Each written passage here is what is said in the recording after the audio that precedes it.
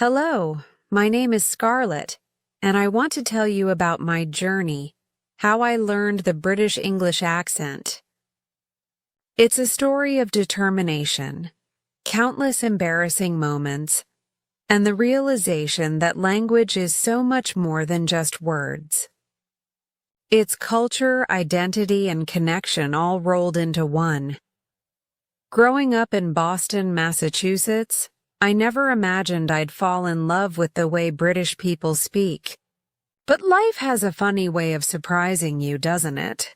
This is my story of transformation, from a girl who could barely distinguish between bath and bath, to someone who could hold her own in a conversation with anyone from London to Liverpool. Chapter 1. The spark it all started on a rainy Tuesday afternoon in October. I was 23 years old, fresh out of college, and working at a small marketing firm in downtown Boston. My apartment was a tiny studio in Allston, barely big enough for my bed and a bookshelf, but it was mine. That particular day, I was sitting at my desk, nursing my third cup of coffee, when my boss called me into her office. "Scarlett," she said, gesturing for me to sit down. "How would you feel about leading our new UK expansion project?" My heart skipped a beat. The UK? I'd never even been to Europe. "We're opening an office in London," she continued, "and we need someone to coordinate between our teams here and there.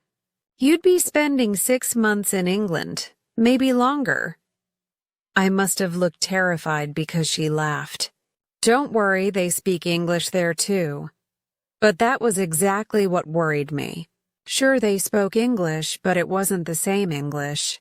I'd watched enough British television shows to know that their accents, their slang, their entire way of speaking was completely different from mine. What if I couldn't understand them? Worse, what if they couldn't understand me?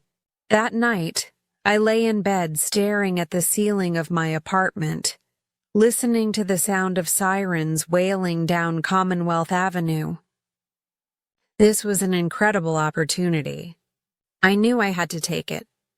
But first, I needed to prepare myself. I made a decision right then and there. I wasn't going to just learn about the British accent. I was going to learn how to speak with one. Not because I wanted to pretend to be British, but because I wanted to truly understand the language, the culture, and the people I'd be working with. Chapter 2. The Beginning. The next morning, I woke up with a mission. I grabbed my laptop and started researching. I quickly discovered that there wasn't just one British accent. There were dozens. Received pronunciation, or RP, which people often called the BBC accent, or Queen's English. Cockney from East London. Scouse from Liverpool. Geordie from Newcastle. Scottish, Welsh, Irish.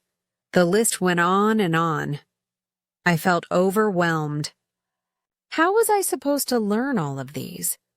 I decided to start with RP, the standard British accent that most people think of when they imagine British English. It seemed like a logical starting point. The equivalent of the general American accent I'd grown up speaking. I ordered books from Amazon, titles like Teach Yourself British English and The Art of Pronunciation. I downloaded apps on my phone. I subscribed to British podcasts and YouTube channels. My apartment quickly became a shrine to all things British. But reading about accents and actually speaking them were two entirely different things. My first attempts were absolutely dreadful. I'd sit in front of my bathroom mirror, trying to shape my mouth the way the instructional videos showed me. "The rain in Spain stays mainly in the plain," I'd repeat. trying to make my vowels sound more open, more elongated. Instead, I sounded like I was doing a bad impression of Mary Poppins. My roommate Jessica would knock on the bathroom door. "Scarlett, are you okay in there?" "You sound weird. I'm practicing my British accent," I'd call back. "Well, you sound like you're having a stroke." She wasn't entirely wrong. Chapter 3. The Techniques. After 2 weeks of terrible attempts, I realized I needed a better strategy. I couldn't just mimic sounds blindly. I needed to understand the mechanics of how British people spoke. I started studying phonetics. I learned about the International Phonetic Alphabet, or IPA. I discovered that the difference between American and British accents wasn't random. It was systematic. British speakers pronounced their vowels differently. They didn't use the rhotic R sound at the end of words like Americans did.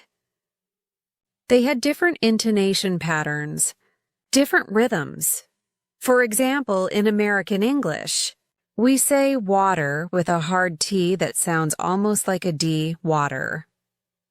In British English, particularly in RP, they pronounce the T more clearly, wata. The vowel sound is different too, more open and back in the throat. I spent hours in front of my mirror, focusing on individual sounds. The ah sound in words like bath, dance, and can't. In American English, I'd say bath like bath with a short A sound. In British English, it was bath, with a long A, like the sound you make at the doctor's office. I practiced the non-rhotic R. This was harder than I expected. Americans are so used to pronouncing our R's. We say car and park with strong R sounds. British speakers drop them, ka and pak. It felt unnatural, like I was swallowing my words, but slowly, gradually, I started to get it. Chapter 4. Immersion. 3 months before my departure to London, I decided to go all in. I needed full immersion, even though I was still in Boston. I changed everything in my life to British English. I set my phone and laptop to British English settings. I started reading British newspapers online, The Guardian, The Telegraph, The Independent. I listened exclusively to BBC Radio. I watched British television shows obsessively. Doctor Who, Sherlock, The Crown, Fleabag, The Great British Bake Off.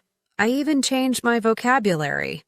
Instead of apartment, I said flat. Instead of elevator, I said lift. Instead of truck, I said lorry. Instead of cookie, I said biscuit. My friends thought I'd lost my mind. One evening, I was at a bar in Cambridge with Jessica and some college friends. The server came to take our order. "I'll have a beer." "Please," my friend Mike said. "Same for me," Jessica added. When it was my turn, I said, "I'll have a lager, cheers." Everyone stared at me. "Did you just say cheers?" Mike asked. "Yeah, so what?" "Scarlett, we're in Massachusetts, not Manchester." I felt my face turn red. Maybe I was taking this too far. But I couldn't help it. I was committed. The thing about accents is that they're not just about sounds. They're about culture. The more I immersed myself in British media and language, the more I understood British humor, British references, British ways of thinking. I learned about their history, their politics, their social norms. I discovered that British people were more indirect in their communication. Americans tend to be straightforward. saying exactly what we mean. British people often used understatement and irony. If something was terrible, they might say it was not ideal or rather unfortunate. If they disagreed with you, they might say, "I see your point." But I wonder if we might consider this linguistic subtlety fascinated me. Chapter 5. The Teacher. 2 months before London, I realized I needed professional help. I found a dialect coach online, a woman named Margaret who lived in Surrey, England. We started having weekly video lessons over Zoom. Margaret was in her 60s, with silver hair and sharp eyes that missed nothing. She was patient but demanding. She could hear every mistake I made, every moment when my American accent crept back in. "Your vowels are still too flat," she'd say. "Open up.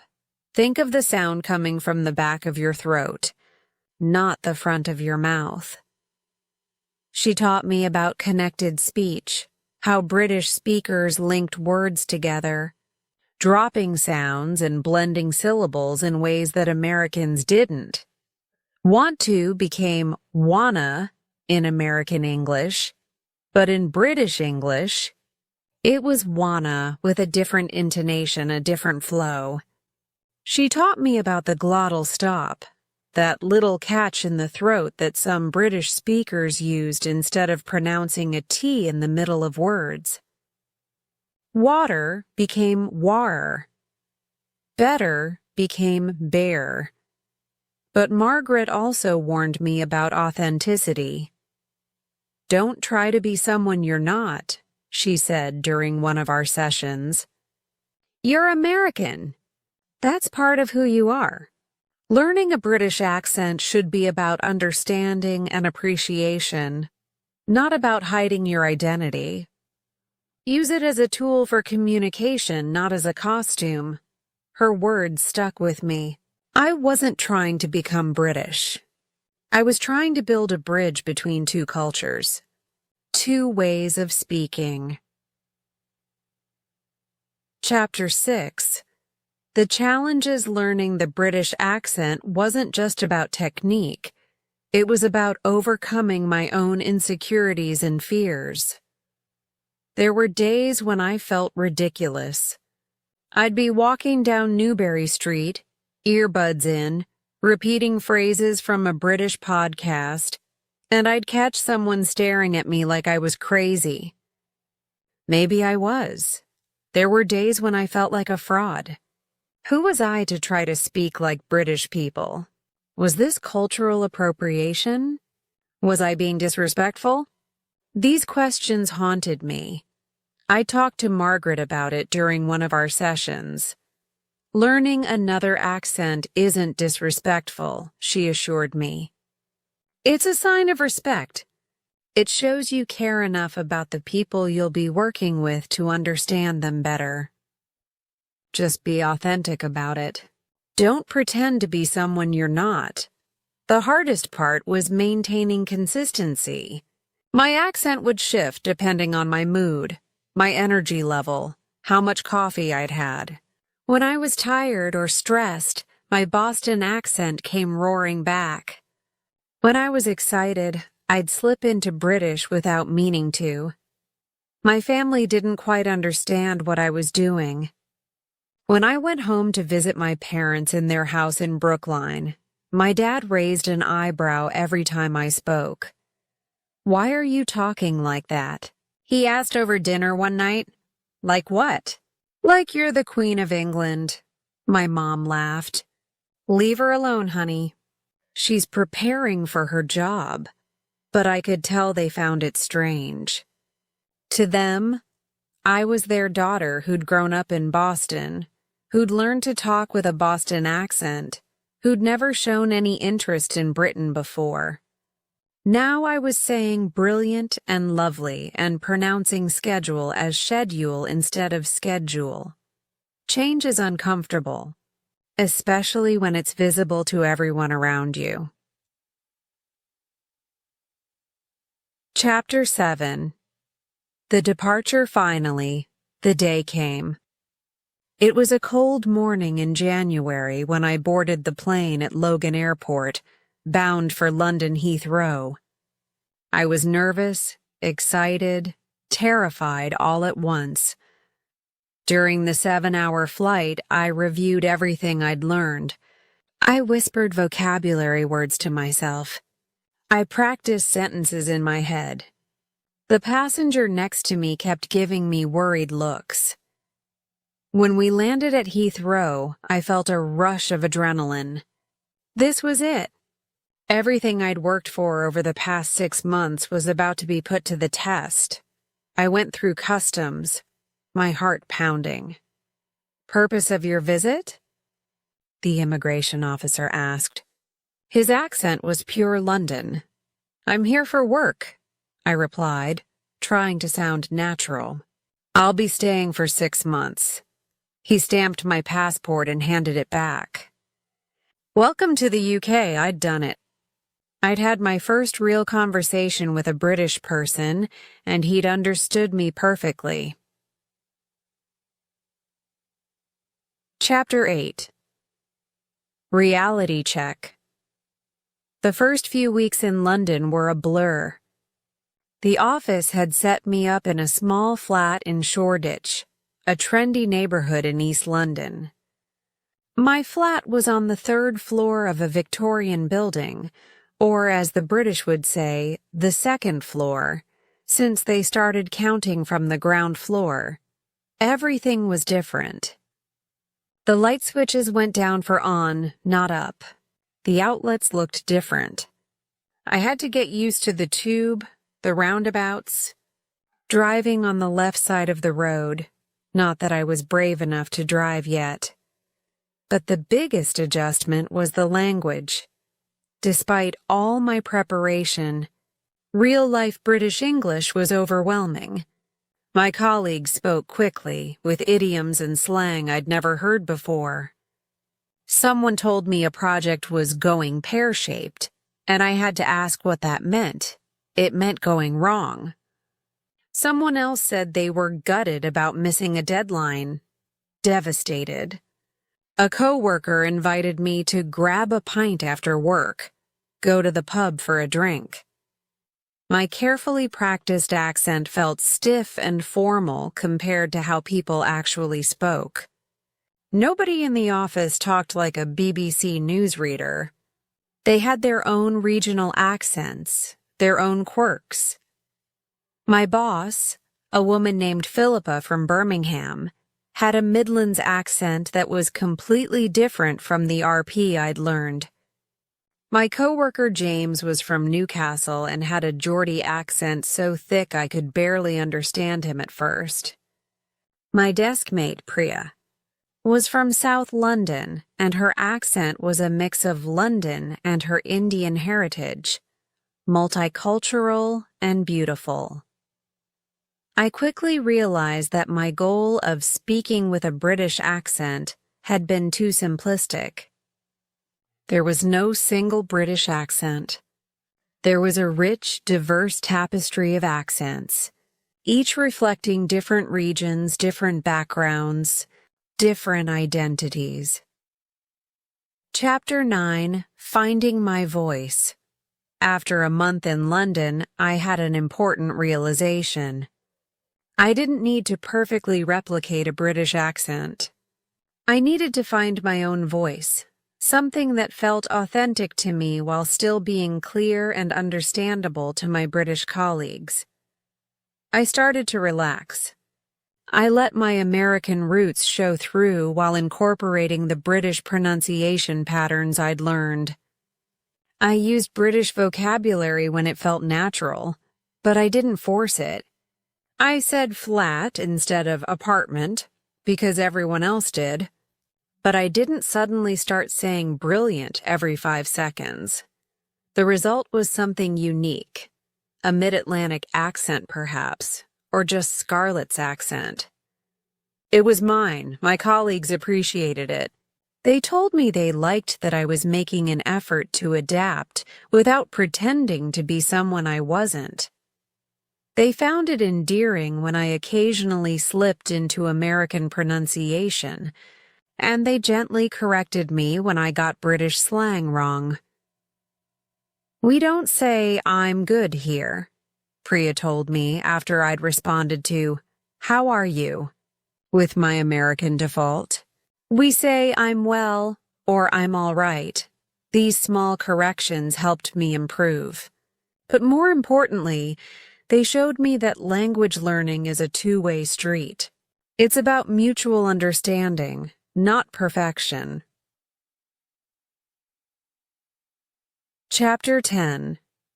The Breakthrough. 3 months into my time in London, I had a breakthrough moment. I was at a work conference in Manchester, presenting our marketing strategy to a room full of British clients. I was nervous.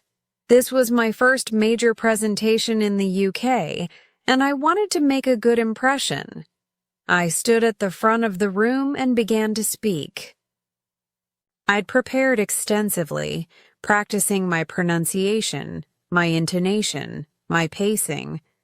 As I talked about market trends and consumer behavior, I felt myself slipping into a comfortable rhythm. My voice was clear, confident, natural. When I finished, the room erupted in applause. Afterward, several clients came up to congratulate me.